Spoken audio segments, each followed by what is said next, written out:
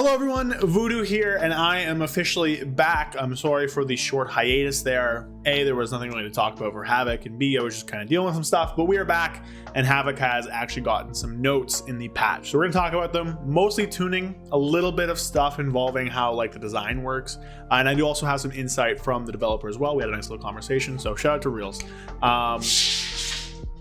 That was Goose sliding across the table. But nothing too crazy today, just some tuning. We'll get into more like builds and stuff later this week. So like, comment, subscribe. Goal is 15,000 subs this year, and let's get on to it. All right, so not going to beat around the bush here, but here are the changes. These are mostly aimed at Havoc, although these are also here for Vengeance. This is kind of a crazy Vengeance buff, I'm not going to lie to you, for the Felskard changes, because they didn't actually hit any of the nerfs that Havoc got because of the enemies necessary change. So this is just straight gravy for Vengeance, but we'll cover that in a bit. So Demon Hunter. So we have some general stuff, we have some Havoc stuff, and there's a little bit of Vengeance stuff at the bottom here.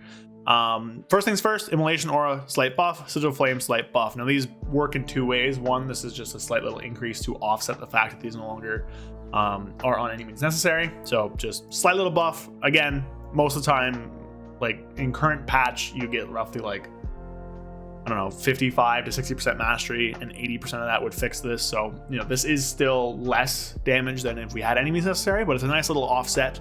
And Immolation Aura actually is a straight buff, which we'll get to down here in the Havoc section. So nice little buff, good for Felskard because obviously changes and increases to these. Also increase the demon bonus form, so Sigil of Doom and I think Consuming Flame is what it's called. So great there. Felskard, Demon Surge damage increased by 40%, and Burning Blades now deals 50% of listed ability damage instead of 35, and then Flamebound now increases critical strike damage bonus by 30, was 25. So this is kind of an offset for the removal of enemies necessary for Havoc. For Vengeance, this is just a straight buff for the talent tree you're already playing. So Vengeance is actually going to do some crazy damage now. Now Demon Surge was also target capped, it's soft capped. So before it was uncapped, now it's going to do reduced damage beyond 8 targets. Still very powerful, like 8 target capping is perfectly fine. Very rarely in most gameplay scenarios, unless you're like pushing high keys. Let's be real, you weren't doing that as Havoc, but very rarely do you ever actually like pull significantly more than 8 targets. Maybe you'll do like one pull a dungeon where it's like 10 to 15. But 8's fine. No, nothing really there. This isn't offsetting the mastery nerf. So Demon Surge beforehand was taking 100% of your mastery as a bug. So it was taking like 60 to 80% increased damage. So still a nerf overall, still not nerf, but it does offset it a bit, which is good. Burning Blades now deals 50% increased damage. So going up from 35% to 15%, up by 15%. I don't remember off the top of my head what this actually is in terms of percentage, but it's adding on that much here. So this is actually going to be pretty strong. So every Chaos Strike now, it's 1.5 Chaos Strikes. Every Throw Glaives, 1.5 Throw Glaives. Again, this is to offset the mastery.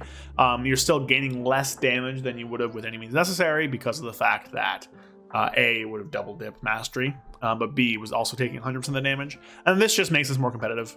With the Immolation Aura buffs, maybe we see this in Mythic Plus, who knows? I doubt it because they also buffed our mastery, but making this a little more competitive.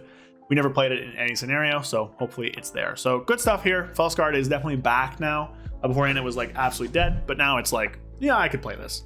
Moving on to Havoc only stuff, we have a few things here. So they've increased our mastery effectiveness by 25%. So it's basically just a buff, a 25% buff to our mastery.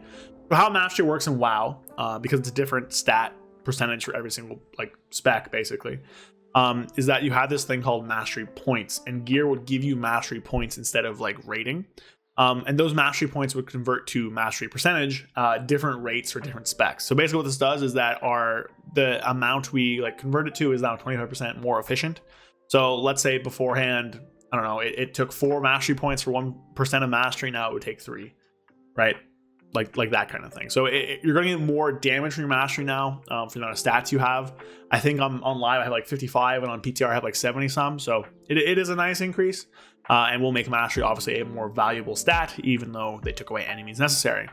They've nerfed Soul Scar kind of as a way to offset this, because of course this actually does take mastery increase, but also just to make the Throw Glaives kind of less of a, oh, we're going to play these glaives in every single situation.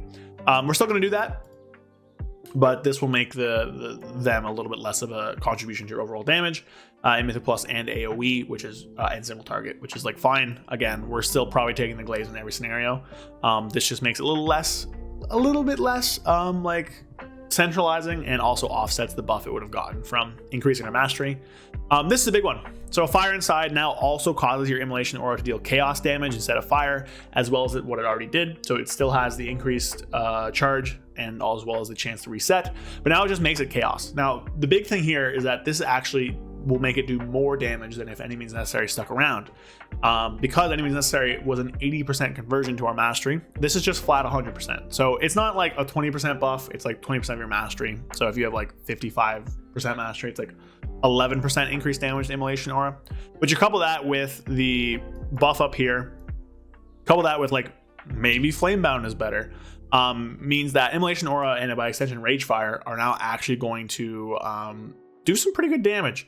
There's something down here, Flamebound Radius now also affects Ragefire, so this also increases the radius of Immolation Aura, so Ragefire now also has a larger radius, it's easier to hit everything. So Ragefire might be back on the menu here with Immolation Aura. It was kind of falling off, would have fell off without Any Means Necessary. This is like a huge buff for it, and even better than we were before, so great there. I think they fixed kind of the biggest like gripe with the changes, so good stuff there. Cycle of Hatred, additional aura stacks generated now persist until the Demon Hunter has been out of combat for 60 seconds without casting I-Beam. So there's an extra little bit to this. And I only know this because I talked to Reels, the Demon Hunter dev. He talked to me directly. These will last while you're dead in combat. So if you die and you release, you'll still have your stacks. They will only go off if you do not cast I-Beam out of combat for 60 seconds, or if you zone into or zone out of an instance, which is really good. So this basically means that if you die over the course of a dungeon, as long as you like get back fast enough, and even if you don't get back fast enough, if your stacks are ticking down, just rip an I-Beam and it'll reset that ability. Now, of course, again, like you'll just not have an I-Beam for 20 seconds, but better than losing it. So you can actually keep your stacks for the entire duration of an encounter, entire duration of Mythic Plus dungeon, as long as you don't zone out. So that's pretty good. I think it's a great change and makes this like really good. 60 seconds is very favorable to where, unless you're doing some weird stuff outside of combat and dungeons, you won't have to go out of your way to like pull these things around, which is great. So really good change here. Makes this really good in terms of quality of life. You're not going to lose it by accident, so love this. Then we have some bug fixes. So fix an issue when talented into Furious Throws and Scream Brutality that was causing it to trigger Throwglaive to also have its Fury cost. So basically what was happening, if you had 60 or more Fury and you pushed Blade Dance when you had both these talents, it would consume 60 Fury. If you had 35, less than 60 Fury, so if you had like 40 or something like that, and you use it, it would still throw the glaive, but it wouldn't consume the Fury cost. So it was a bit of a bug there where it was doing it if it had it, not intended. That was fixed. Now there is an extra bug now, which is it's a positive bug now, where this just isn't consuming a glaive charge. So there's like a weird case where you can like throw a glaive and then still use your throw glaive from your Blade Dance. Not intended. That's a bug. We probably fixed at some point, but it's like much less impactful now. So not really a big deal there. But they also fixed an additional throw glaive damage event that I didn't even know was happening. So there's a bug where you push Blade Dance, you throw your glaive out, and it would hit 3 times instead of 2, or sometimes like that. So weird that was a thing, but that's fixed. And then finally, just to offset more Felsguard buffs, we have Enduring Torment now increases Blade Dance and Chaos Strike damage by 15% when not in demon form, and then of course the Ragefire buff thing. So weird little thing here is that Enduring Torment I don't like because it reduces the value meta has in the meta focus tree, which is weird. We're now at the point where meta empowerment for Blade Dance and Chaos Strike is only 15% for Felsguard because of this buff. But again, it's a good buff. It just gives more power to Felsguard, where obviously it lost it, which is really good. And then some vengeance stuff as well. This just is kind of, I'm assuming, to offset the buffs that Felsguard got, because that would have been crazy because these are fire damage. So they would have just done a lot more damage. Still a buff for vengeance, but not as much as it could have been. They didn't fix any other bugs, so all the Eldrazi Reaver bugs are still there. There's that new bug I talked about. I believe the tier set thing where it can replace is still there. So I would expect more bug fixes next week. Wounded Quarry still doesn't even work, so we'll see what happens there. But lots of good changes here. Spec is actually playable now. They've tuned things to actually like make sense, which is good. Immolation Aura is a button you can use again because of the chaos stuff, which is great. I like that.